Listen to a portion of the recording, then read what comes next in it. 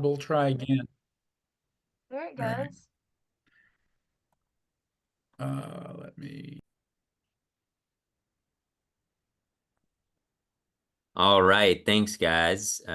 We are kicking off there, so we just had a breakout room for you to just introduce yourself, say where you're from, if you're using your CPSAD and how you're doing so if you are, and what cares are you. So if you want to, we can just flood the chat now. I'm gonna do a little recap since we're now recording just of the intro here. So if anybody feels so led, I know y'all had an opportunity to connect directly, but you can also connect to the other folks here that are on this call, and maybe y'all are doing something similar and you would like to learn from them. So get to see who's doing what with their care certification across the state. So if you want to, drop your name, where you're from, if you're using your certification and how you're doing so, and what cares are you.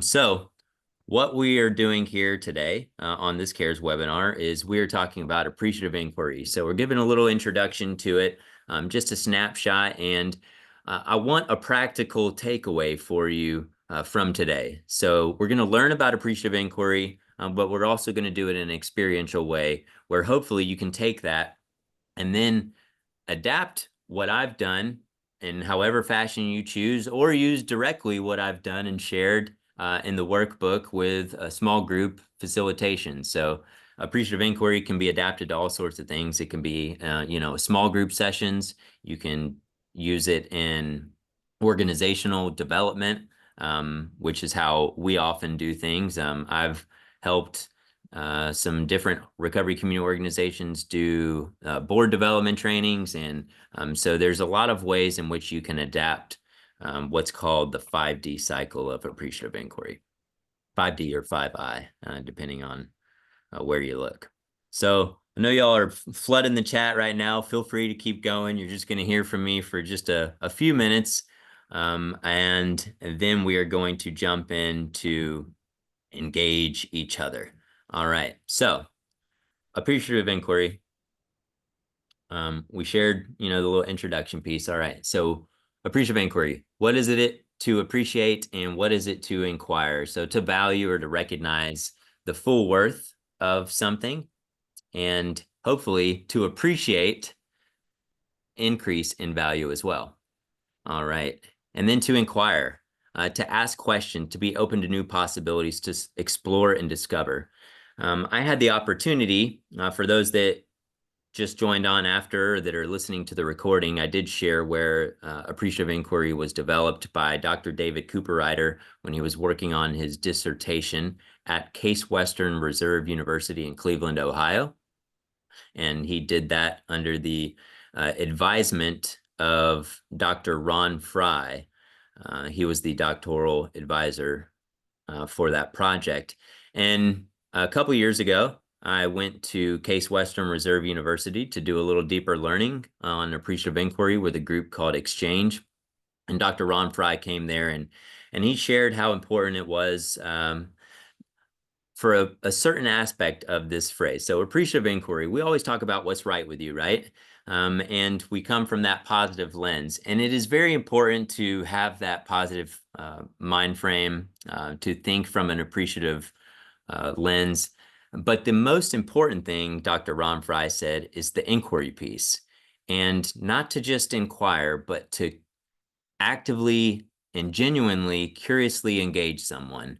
So I believe that we have a leg up on a lot of people that may be doing this appreciative inquiry work as people in recovery, because we are so empathetic and passionate, especially when we're engaging other people that are trying to work a recovery program, whatever that may look like for them, because we want people earnestly to get well and to get better, just like we have done. And so maybe not in the same way, but we want them to get well. And so the important thing that we always need to take away is that we need to remain curious, genuinely have a desire to learn from someone else. And if we can do that in an appreciative way, then we are in the right direction. We're moving in the right direction. Okay. So Some of the basic assumptions of appreciative inquiry are that there's multiple realities, there's always value, there's focus in reality, words create worlds, questions move us, we want to bring forward the best parts of the past, and we need to value diversity. So what does that mean a little bit deeper is that in every society or organization or group, something is working. There may be a lot of things that need to be better, but there is something that is working. So we always start with what's right with you. And then we want to focus on um, our reality. All right, so I'm sorry. What we focus on becomes our reality. So when we put our intentions behind something specific, we are going to create a reality behind that. And when a reality is created in the moment, there are multiple moments. So what does that necessarily mean is that there are multiple perspectives happening. So what Cassie may be thinking I'm saying, Catherine Mills may be thinking something totally different. But there is still value in both of those perspectives. And then the next piece, the act of asking questions of an organization or group influence the group in some way. And so that's why we want to ask appreciative questions, things that are going to generate positivity, bringing forward the best parts of the past. So people have more confidence and comfort to journey to the future when they carry forward parts of the past. And if we carry parts of the past forward, they should be what is the best about the past. Yes, that's why when we talk about our elevator speeches, we may touch on a little bit of the challenges that we face, but we want to bring forward the best parts of us. And so there might have been some things that you did well in your past, and we talk about how those have enhanced or been brought forth because of your recovery. So again, bring forward the best parts of the past. And it's always important to value the differences. It's not an issue that I may think different than artists or that my recovery was a little different than Jana's, but it is important that we value those differences and they are assets in this work that we do. So when somebody has a different perspective than I do, it's just something that's going to be able to enhance the work that we do. So I was talking about this today when we're going to be having an RCO network collaboration next month. And I'm sure many of the different people are probably going to be excited that they don't get to listen to me and they get to listen from somebody else who has a different perspective and can bring some more value to the conversation. And so the idea behind appreciative inquiry is that everyone has value and we want all of the voices heard. So that was why instead of just having you drop your information in the chat or to hear from one or two or three people, we want everyone to be able to connect today. And so that's how we're going to do this work. Whenever you're doing exercises, it's important that not just one or two voices are heard, but that hopefully we can bring forth an opportunity for everyone to speak or engage in some way. And last, but I would say one of the most important things is that the language we use creates our reality. And so that we want to make sure that we are using language that is affirming, that's uplifting, that's positive. Just like many of you I know that have gone through CARES, you had recovery messaging training incorporated in your CARES training. And hopefully many of you have engaged in some recovery messaging moving forward. And I hope that 100% of you have utilized that training and have maybe even changed some of the ways that you speak in your everyday life when you're talking to others about recovery or just talking to them in general. All right, keep it moving forward. I spent way too long probably talking about that. So getting to the practical application of appreciative inquiry, we're taking some of those basic assumptions and we are going to do something with it. So first, they have this 5D cycle. Sometimes it's called the 5I cycle. It's just different words that mean the same thing, essentially. But we're starting from that positive core, always, the appreciative lens. And we're using these 5 concepts of defining what we want to grow or appreciate or change, discover some of those things, those values and assets that we want to keep as we move forward, dream about new possibilities for the future. We're going to design those possibilities together to practically take some next practical steps for actionable items, and then we deploy. So we implement those things that we have worked to design and dream. And so we're going to show you how we can try to do that in a rapid way. Um, and that's the idea, is that, sometimes you have organizations that may have been struggling for some capacity in some particular area for a long time. Appreciative inquiry, if implemented in the right setting in a safe place, can help rapid transformation happen. And we will show how that is able to be done in a small group setting today, hopefully. All right. So just kind of in closing out with appreciative inquiry, it begins with discovery. We're, again, discovering and researching about the best, the good, the true, and the beautiful parts of us. So be curious, be inquisitive, use the power of our stories, just like we do when we're doing one-on-one peer coaching. We can use the power of story in many different facets of our lives. And then use powerful, positive questions to surface those stories, possibilities, and images of the future. All right. So now that's the end of the PowerPoint slide. So we're going to jump into those practical ways of how we actually do that. So what I did was I adapted from some previous work from the folks from Exchange and another workbook that I had created for a strategic board development and some of the RCO work that we've done. And I shared it in the chat. I can share it in the chat again. If you have your computer, you're able to look at this. Don't worry if you can't right now. It's not important. What is important is Al will share it to everyone that is in this webinar after we conclude. So you will be able to look at it. You'll be able to print it off. You can try to implement it in your small group settings at your organizations, wherever you may be doing this work.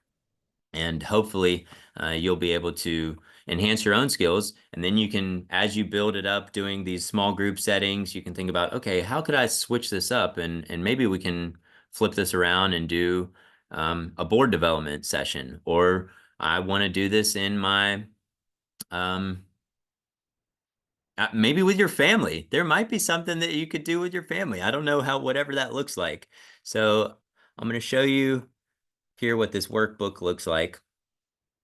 All right, so it's going to share a little bit more of the information that we just went over in the slides. So a little bit of info behind appreciative inquiry, some of the organizations that are using, just a small fraction that are using appreciative inquiry around the world. That's Apple, Coca-Cola, Cisco, Johnson & Johnson, Google. A lot of big names have used this process to grow. And then again, those basic assumptions of appreciative inquiry that are foundational to this work.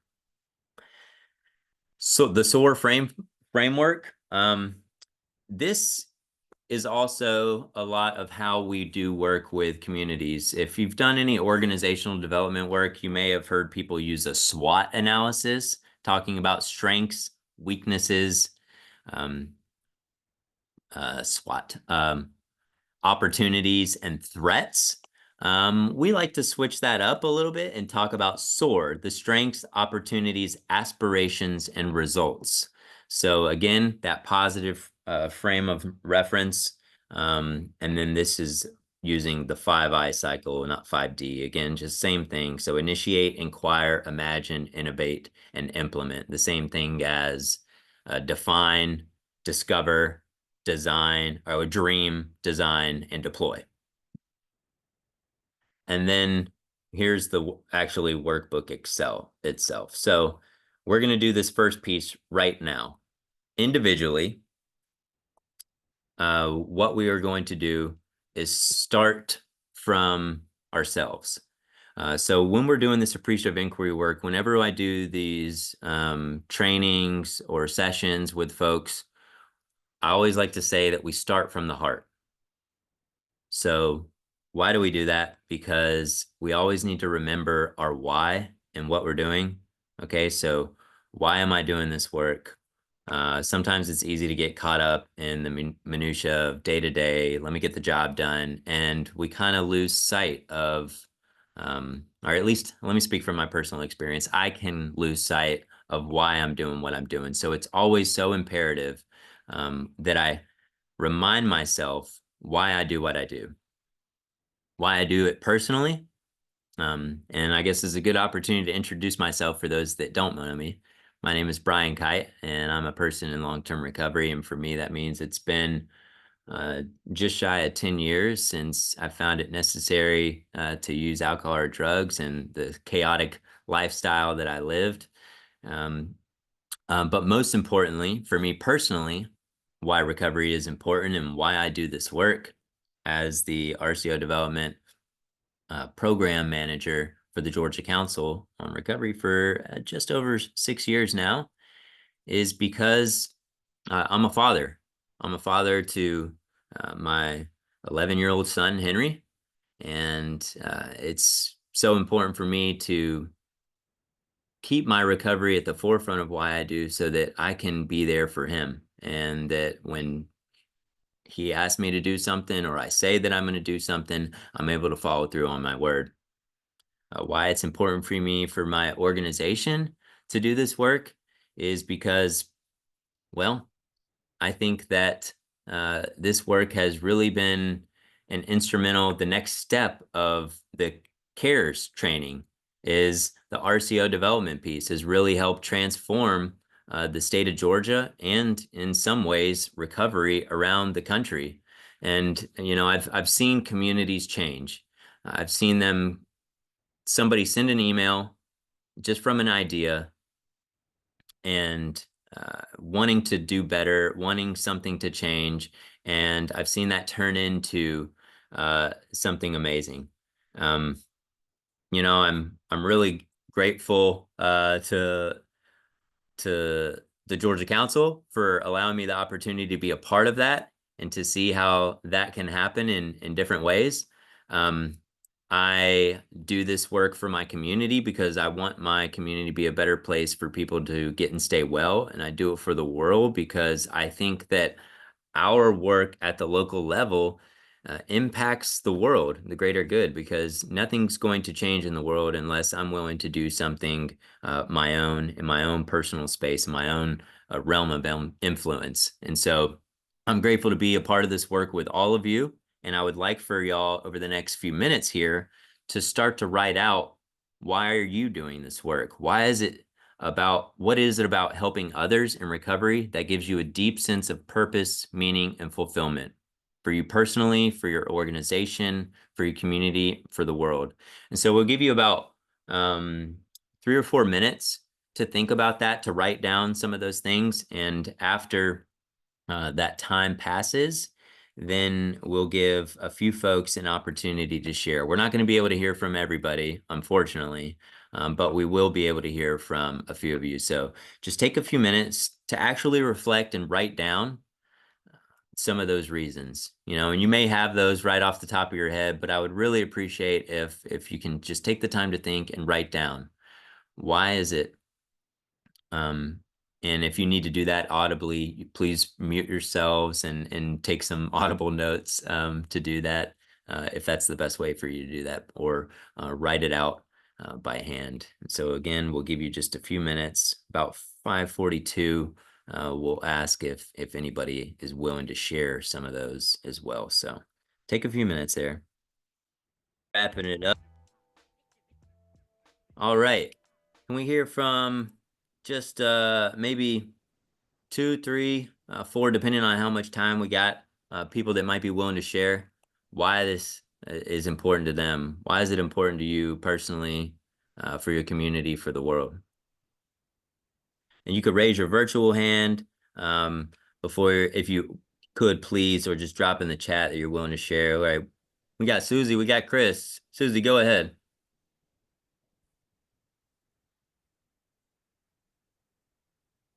All right. So what I wrote down for why I do this on a personal level is because it fills me up with joy and it causes me to love myself more. my past wasn't too great, and I taught myself not to love myself. And so doing great things for others um, fills me up with the ability to love myself. Um, for the organization, to see others grow and succeed and believe in themselves is a very beautiful thing. From the community, to see the positive changes within the place where I live and the people I'm around. Makes me feel more positive about where I'm living and the people in it. And for the world, to increase the love so that there's more love within the world. Awesome. Thank you. Share the love. I love that. All right. Chris, how about you, man? Okay, I like the way she said it better, but it falls along the same lines. For me, the spiritual connection to others in recovery is kind of the thing that brings me there and keeps me there. Personally, for 40 years, lost in addiction. I found my way out, and I want to help others find their way out. Like you said, not necessarily mine, but their own pathway out of it. You know, and that gives me self-esteem, right? And love myself as well. For my organization, I work for a program that helped me find my way to, my path to recovery. So, if I can come back and give back to that, that's giving back and paying forward back into that. And I get to be a part of helping others. So again, fulfillment, purpose. For the community, any one person that finds recovery can impact others and help them find recovery and support them doing so, a change starts to occur. And then you just extrapolate that out to the world. If more and more people find recovery, if each of them helps even just one person, supports them on their journey or helps them back up if they, stumble, then recovery is, multiplying exponentially. Absolutely. That's awesome, Chris. Thank you. Mm-hmm. Yeah, our hope is that, which seems impossible, but our hope is that we work ourselves out of jobs and out of doing this work. We keep doing what we're doing. All right, so I got Dudley said that he would share, and Kareem, I saw your hand as well. So give Dudley an opportunity, and we'll see if we can get you in there, Kareem. Hi, all. What I wrote was that, I do what I do for the connection. I'm a firm believer that the opposite of addiction is not abstinence, but rather it's connection. And I work, taking that on forward, I'm a member of the Georgia Council's Advisory Board on Medicine-Assisted Treatment. And as such, I'm able to help those that have chosen that pathway become cares and to help end the stigmas associated with that aspect. And hopefully all of us working on removing the stigmas associated with our disease and with our pathways, and et cetera, will allow us to, as I think whoever it was said, work ourselves out of jobs. Awesome. Thank you, sir.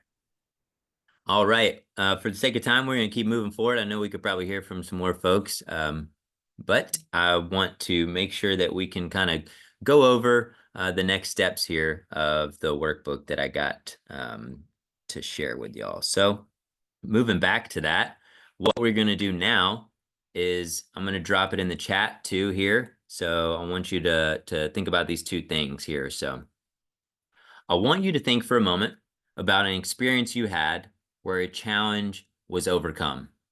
What happened? What helped? And what did you bring to this moment? So try to describe it in as much detail as possible. So take a minute to write it down or think about that scenario.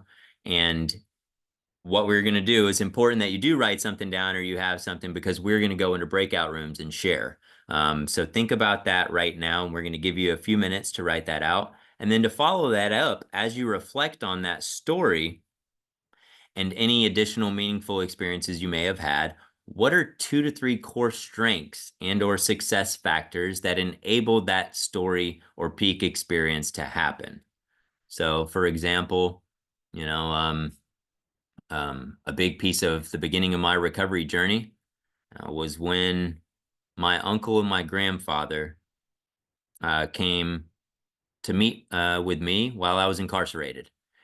And my uncle shared a little bit of his recovery experience and said that, hey, they would help get me a job if I was willing to go into a program upon release.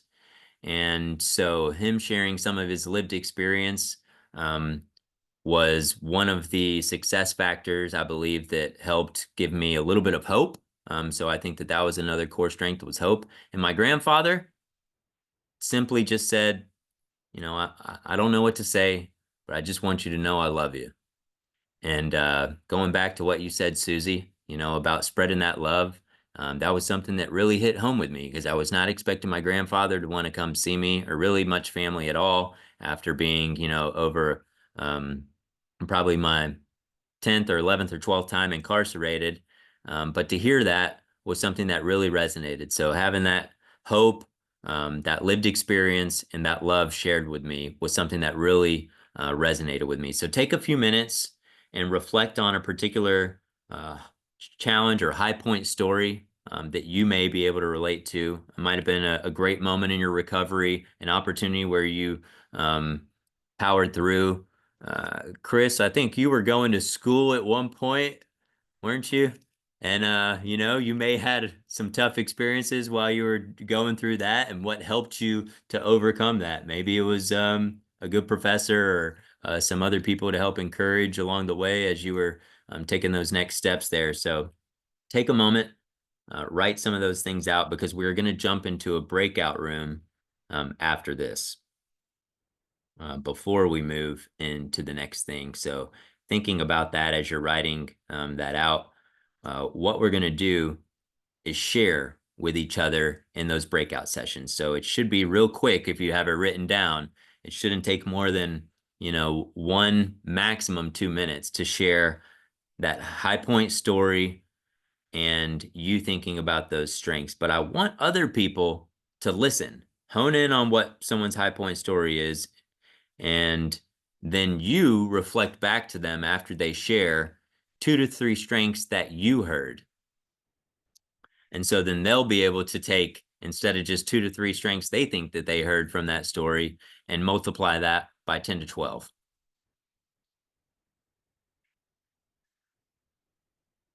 All right, Michael's heading to the bathroom. Probably when you get back, Michael, we're going to be jumping into breakout rooms. So hopefully y'all are working on wrapping up those high point stories. Again, look in the chat. I dropped it in there, but think of that experience, a challenge or something that you overcome, we're able to overcome, and what happened, what really helped make that possible. What did you bring to that moment? And then think about those 2 to 3 core strengths or success factors that made that possible as well. All right, so again, Al's going to put us in breakout rooms. I'm going to stop sharing so that y'all can just see from him. I'm going to remove the spotlight here. We're going to spend about 10 minutes total. So each person will only have about 2, maximum 3 minutes, you know, so 2 minutes to share and get a minute to reflect back to each person. So thank you guys. Hopefully that made some sense where you shared that high point story and you talked about how you were able to overcome whatever obstacle and what helped you, what happened, how were you able to succeed? And hopefully some others were able to reflect back and share some strengths that they heard from your story as well. I'd love to hear from a few people maybe that haven't shared yet. If you wanted to hear it, let's hear from maybe 2 or 3, if we have time, 4 people that may want to share real quickly their high point story. And if you could, share some of the feedback that you heard from others about those strengths. Vanya? No, I want to share Caitlin's she I'm sorry, I don't mean to Okay. use her name. But you want mine or can I the one that was in If your you want to share someone else's, I want to make sure that they're okay with you doing that. Can they give the a thumbs up or say thumbs if up? it's okay? Okay, Kayla. Yeah, she gave a Okay, thumbs up. thank you. I'm sorry, I forgot about that. Forgive me. Anyway, 55 years old with a DUI, sitting in Forsyth County Jail, lost all hope, optimism, like her life was over. And she made a decision like, my life is not over. I need to do something. So she got on an AA meeting. She was in accountability court. She found a sponsor. Oh man, she just like did what was necessary, persevered. You know what I'm saying? Like courage. And the most important thing was gratitude for her that helped her get where she is today.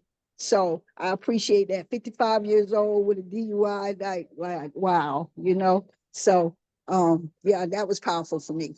Thanks.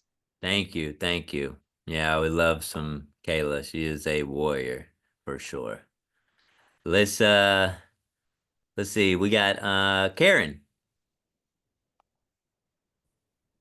Hi, everybody. I in the beginning of the call talked about being a cancer survivor, and for me, that was the greatest challenge of my life. But I stepped into it with positivity that I was diagnosed with cancer, but I'm not sick. I didn't feel sick, so I didn't have to claim sick. And so I kept that attitude throughout the journey. Like, this is just a diagnosis. And I surrounded myself around people that believed in that as well. I didn't want anybody that was moping and saying, "Oh my God, I heard you were so sick." And I'm like, no, no, no. I'm just diagnosed with cancer. I am not sick. And I made it through the entire process. 6 months of chemo, 3 months radiation, and I was supposed to have surgery, but at that point, they's like, "You're good, no surgery needed." And I never got sick, never, not once. And what I got from it, keeping that, surrounding myself around the love and hope, is what helped me get to that point. And so I now use that throughout my life now. Like when I got COVID, I'm like, no, I'm not going to the hospital. I'm good. I mean, it's a reality that, I got sick, but I didn't have to embrace that I'm gonna die Right. or anything like that. So that just worked for me. Awesome. Thank you for sharing, Karen.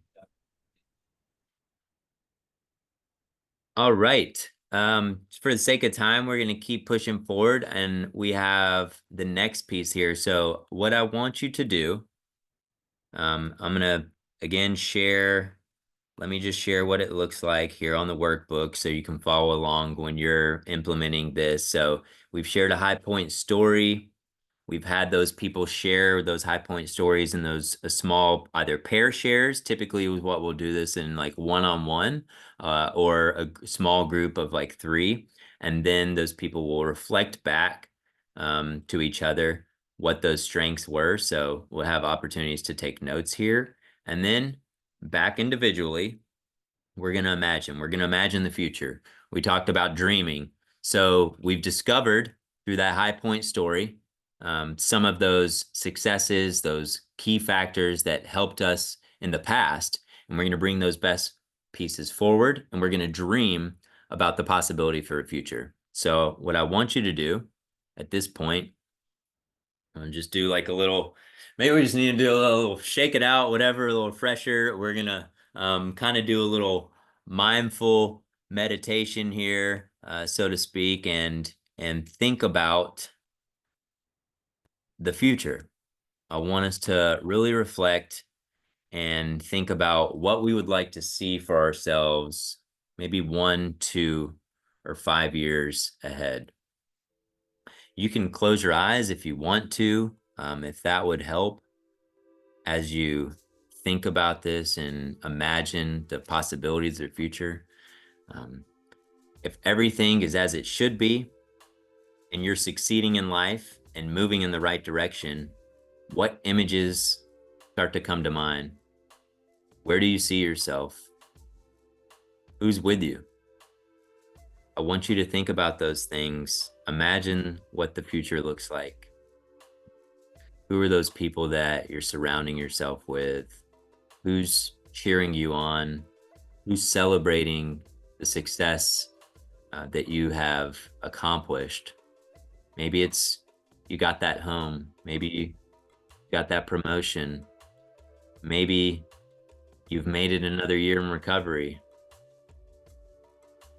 Maybe you just made it and you're still pushing forward. Maybe it could be something small, and maybe you just want to build up some better self-care habits. And a year from now, you've changed a lot of how you take care of yourself, your well-being. Think about these things. What do you want to accomplish 1 year from today?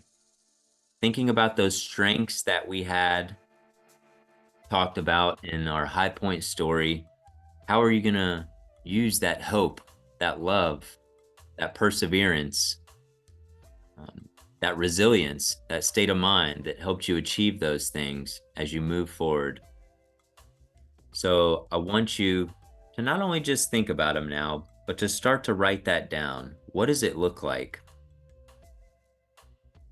What does that future for you look like?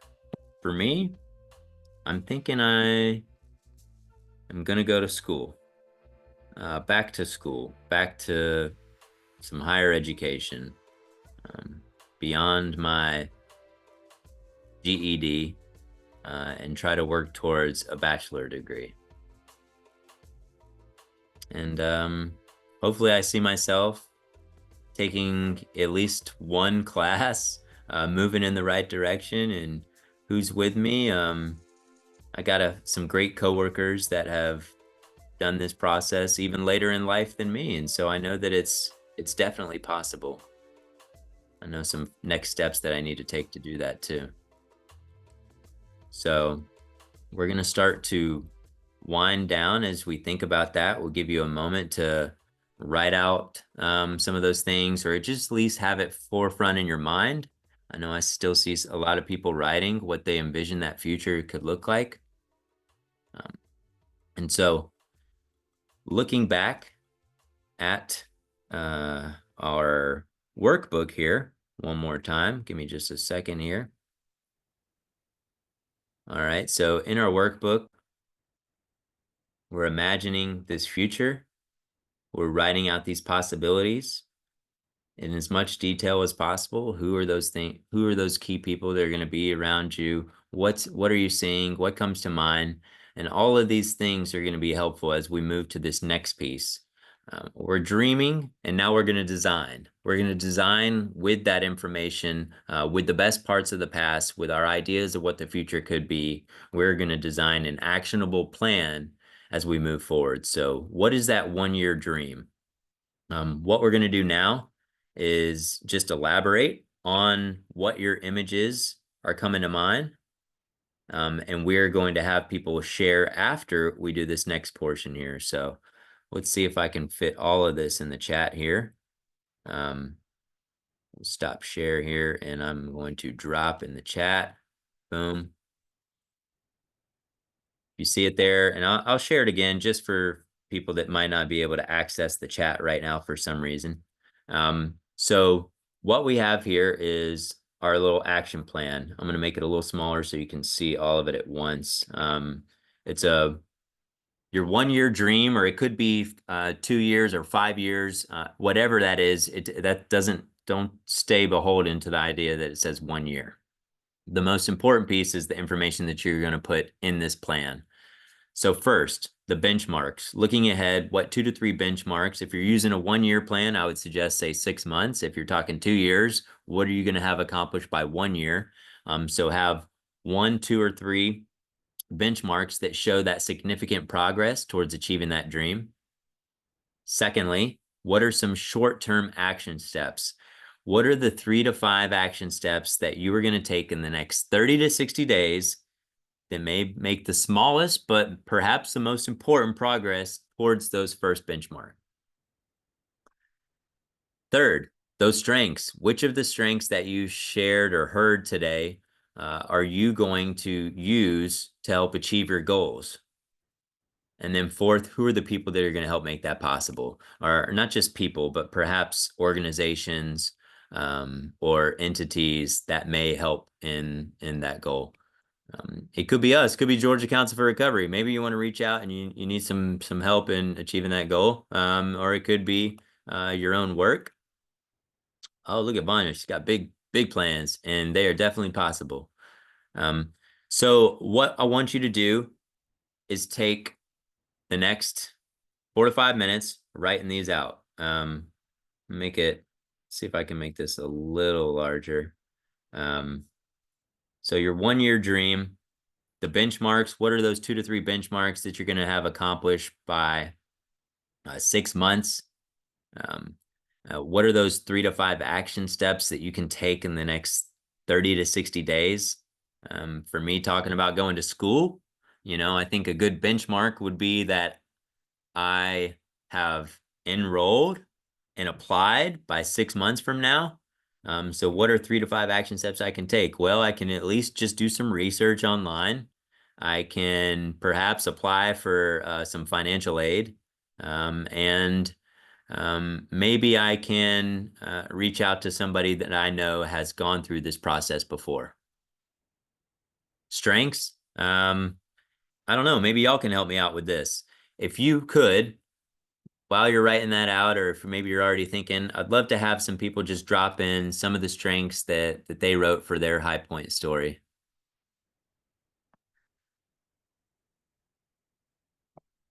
Let's see, for me, I shared love.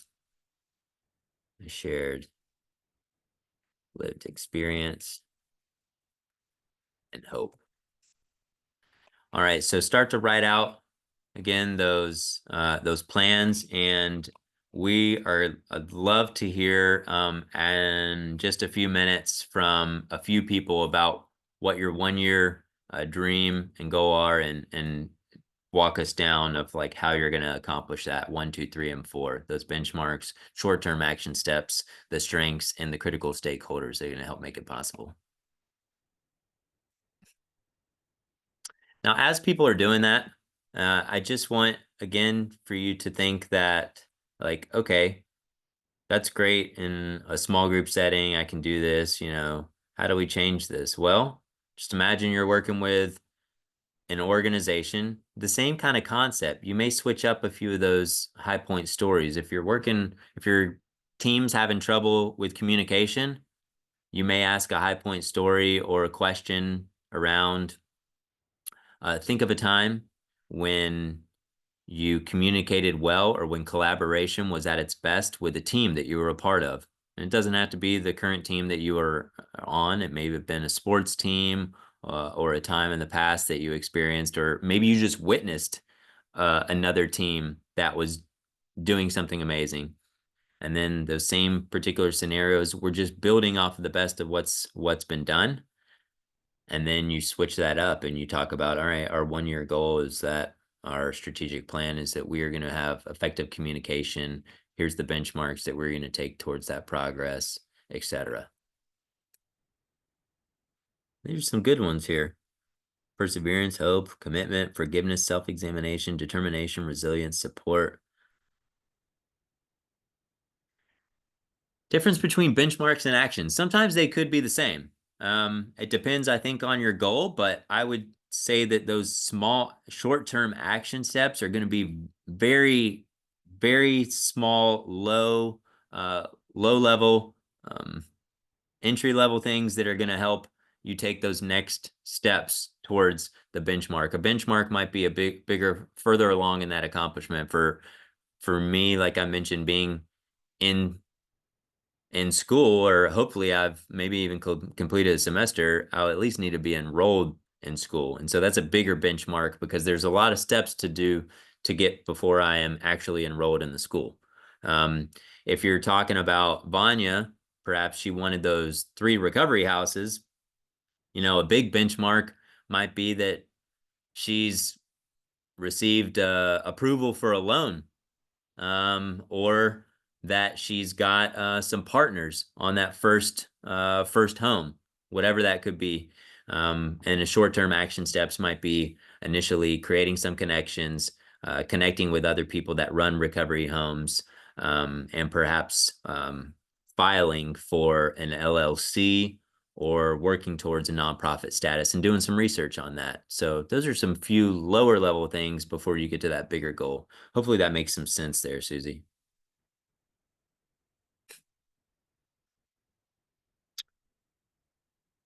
All right, I see a few people look like they are already, I'm gonna stop the share here. Well, before I do that, I just want you to know here's some references as people are still writing or coming up with their action plan, because I want y'all to be able to take away, end on a high note. And I think that hearing from some folks will do that. We've got some references. This is where I've gathered some of the information, or where I've got information in the past. And then whoops, I wrote the same thing there. I wrote references twice. It was supposed to say resources, that bottom part, but it's not a big deal. It's some books there. So just some various books that have really helped me, and I can kind of show you those same 6 books are some of the ones that I've got here. So like Appreciative Team Building. That one's not listed on here, but I can add that as a resource here. Let me take off this blurred background here. Y'all can see some of the art I got in my house. Appreciative Team Building. That's one of the books that's listed on that the workbook that you'll receive. And I put links to all the Amazon if you want to get them later, and if you're a reader, or they have Audible options for some of these too. This is the thin book on appreciative inquiry. It's a very, very thin book, easily digestible. You don't have to read the big book on appreciative inquiry by David Cooper Ryder. The thin book of SOAR. Again, it's kind of like, you know, if you ever used to do the Cliff Notes or the books for dummies. Conversations Worth Having is another great one. This is a little bit more, has some more stories and experiences that kind of show how, in a real world sense, that appreciative inquiry lenses have been adapted in different settings. Conversations Worth Having, really great one. This was Jackie Stavros and Sherry Torres, and that was one of Neil's kind of teachers that really connected her to this work. Neil Campbell, if you're not familiar. And then, of course, everybody knows What's Right With You.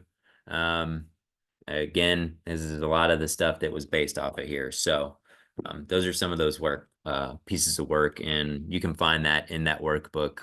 I'm not even going to change the fact it says references. It's supposed to say resources on the second part. Not that big of a deal. The links work though. All right. Who do we got that wants to share? I want to hear a few folks about their dreams. What did you design, and how are we going to work towards getting that dream to come true?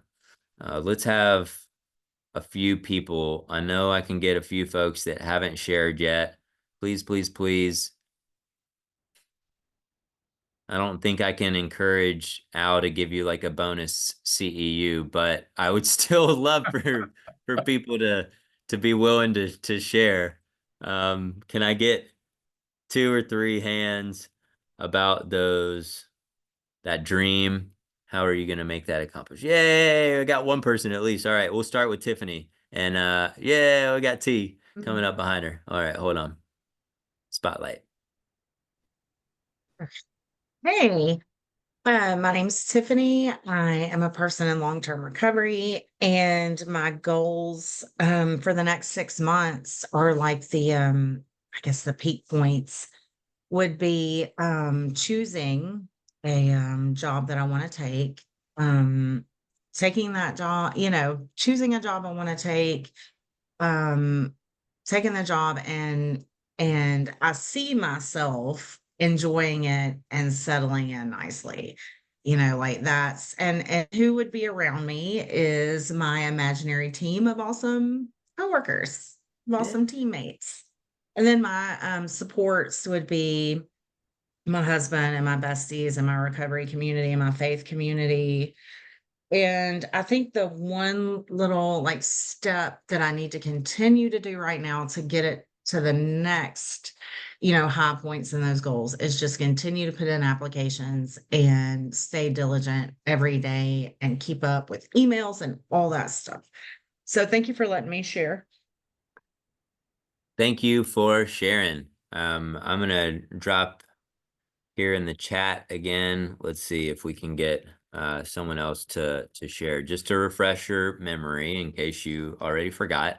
We're talking about a 1-year goal. Whoops, that kind of funky, but the benchmarks, looking ahead to accomplish that over the next 6 months. What are some 2 to 3 or 3 to 5 action steps over the next 30, 60 days, the strengths you're going to utilize, and the people or organizations, critical stakeholders that are going to make that possible.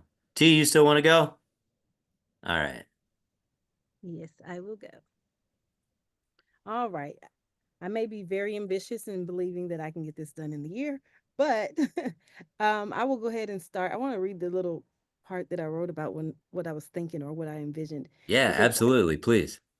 I will be surrounded around positive energy where everyone is smiling, laughing, and working together, motivating each other in on very innovative projects. The future looks bright. For some reason, I just felt like I was in a bright room. Um, okay, so my dream is to open my own recovery center. Um, and my benchmarks were to create a business plan, develop a board of directors, and file for my nonprofit status or 501c3.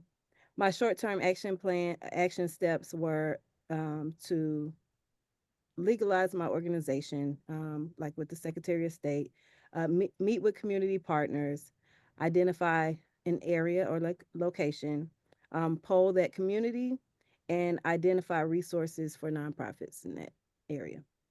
Um, my strengths that were mentioned was commitment and dedication and courage. And I believe I would need a lot of that in the recipe to be able to make this happen. And then my critical stakeholders was God and whoever else God connects me with. I love it. Thank you for sharing what you imagined too.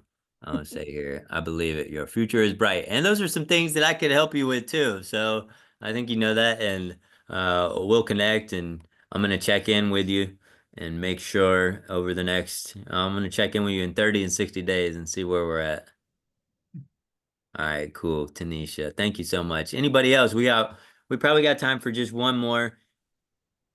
Hey, Leah, let's see. I'll share. I just couldn't get it won't let me raise my hand. I was clicking it. It's not working. I don't know It's what happened. okay. I saw it I saw you that time. So, if you got time, I'd like for you to, if you're okay with sharing, like Tanisha did about the image that came to mind for you, and then your dream and how we're going to accomplish that. So,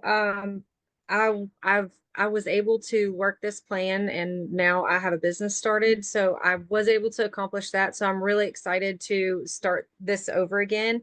And my dream is school. I've started and stopped 3 times in the last 7 years. So, I'm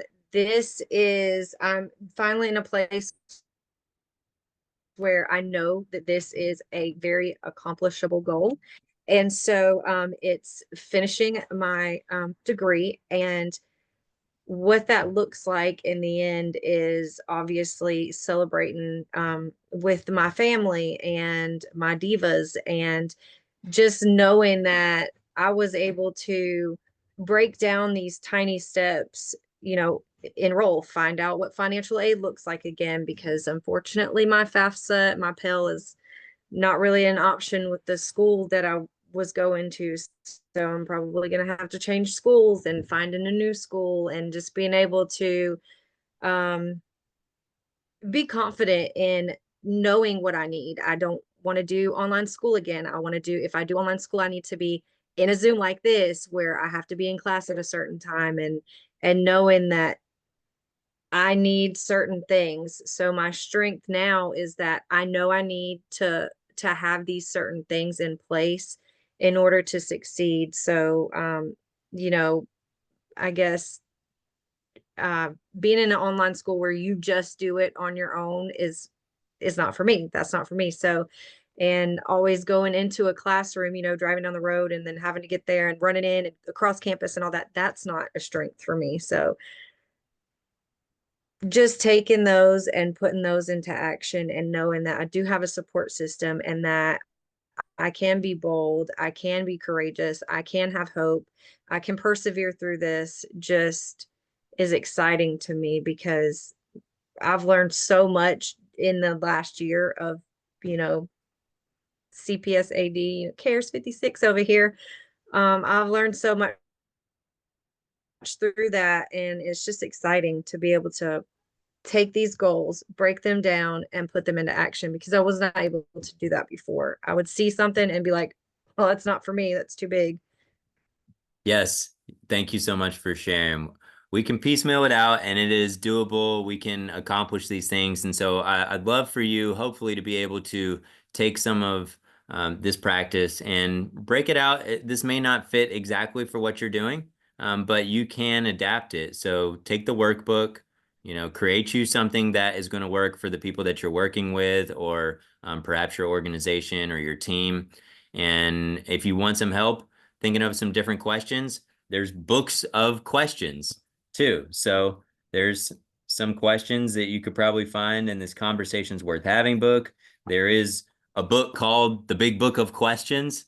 And there's different things that we can talk of to have that appreciative lens coming behind it. So hopefully you help learned a little bit tonight. I didn't want to just be didactic and just talk at you this whole hour and a half. I wanted us to do something practical that you could take away. And so Al, again, is going to follow up with you after the webinar. I may change that little piece because I am particular and I wanted to say resources and not references, but you'll have those ability to do some research on your own, and maybe you want to dive deeper with what this appreciative inquiry stuff looks like and do a little bit of reading. I know it has been instrumental in helping me do the work that I do over the past 6 years. And whether you know it or not, it is a part of the work that we do as CARES. And so grateful to spend this time with y'all. I hope that y'all have a wonderful Thanksgiving and upcoming holiday time with your loved ones. And hopefully I'll be seeing y'all soon. Thanks, guys. Yay. Thank you, Brian. This was really great. It was a very rich conversation, and I appreciate your sort of paving the way for people to move toward their dreams. I think that's awesome. All right, everybody. I think we're done for this evening. You'll get your certificates probably on Tuesday, unless I can figure out how to do it sooner. And remember, there's a webinar tomorrow that you can attend with Wendy Tigreen, and that's a great one. It's at 3 o'clock. You would have received information about it just yesterday about how to sign up. So I think that will be great. It's CEU time. Feel free to reach out to me. I'm going to put my email in the chat, and I'll be happy to answer any questions you might have. Brian, do you want to put yours in the chat as well so people can reach out to you? Sure. Awesome. All right, and we'll have this recording posted to the CARES YouTube page, so you can go back and watch it if you'd like. And I think that's it. Thank you all for spending time with us this evening. This was really great. Yay. Thank you so much. Thank I really you. enjoyed that. Happy Thanksgiving, Thanks, guys. Thanks, everybody. Happy guys. Thanksgiving. Thank Thanks, you so everybody. much. Bella says Thanks, hi. everybody. Happy Bye. Thanksgiving. Happy Bye, guys. Thanksgiving. Thank y'all. It was great. Yeah, thank you, Albert. Thank you, Brian. Hey, Kareem. What's up, dude?